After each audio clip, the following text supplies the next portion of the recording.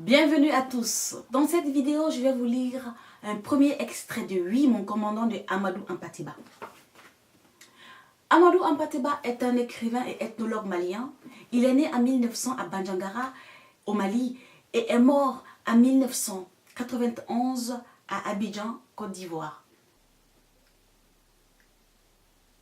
Portée par le courant, la pirogue avançait rapidement vers l'est, sur les eaux du grand fleuve qui semblait s'ouvrir en deux devant elle. Les eaux étaient si claires qu'on y voyait évoluer les poissons jusque sur le fond, comme dans un aquarium. Derrière nous, à l'ouest, le panorama de Koulikoro s'estompait. Les berges hautes, les arbres, les dunes de sable, le monticule derrière lequel avait disparu la silhouette de ma mère, tout semblait se précipiter vers l'ouest au secours de Koulikoro qui s'enfonçait dans le vide. Durant une bonne demi-heure, les pêcheurs restèrent muets. Sans la régularité de l'ample mouvement qui tordait les muscles de leur corps, on aurait pu les prendre pour des statues de bois d'ébène. Soudain, perçant le grand silence dans lequel nous étions plongés, une voix puissante s'éleva. C'était l'un des piroguiers, virtueuses de la chanson Bozo, qui venait d'attaquer Mburu Dende, un air d'encouragement au travail. Sa voix semblait emplir l'espace et rebondir sur la surface des eaux.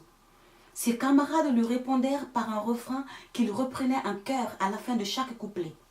Cette musique joyeuse, dont le rythme s'accordait au balancement de la pirogue, paraissait accompagner les eaux du Niger dans leur descente vers la mer.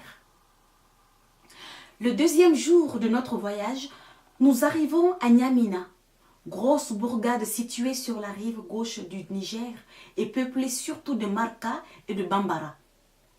À peine avons-nous accosté que je vois se dépêcher vers nous un homme âgé d'une soixantaine d'années, vêtu d'un superbe boubou bleu lustré, laissant apparaître un sous-boubou d'une blancheur immaculée et coiffé d'un bonnet blanc soigneusement empesé.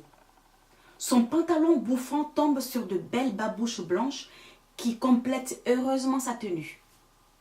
De loin, il eût été bien difficile d'identifier la qualité de ce personnage s'il n'avait marché avec suffisance, portant ostensiblement en bandoulière sur son épaule droite une grosse guitare africaine à 4 cordes.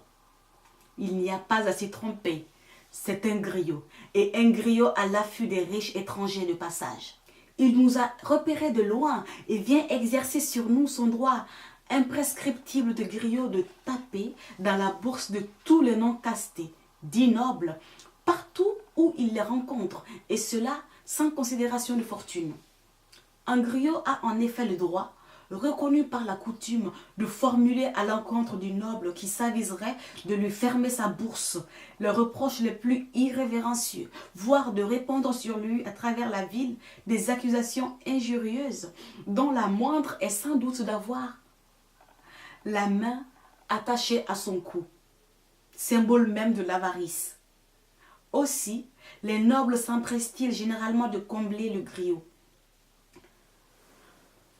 Si tu veux éviter que le chien ne te morde et ne te communique la rage, jette-lui un os, dit un proverbe peul. Il ne faudrait cependant pas généraliser.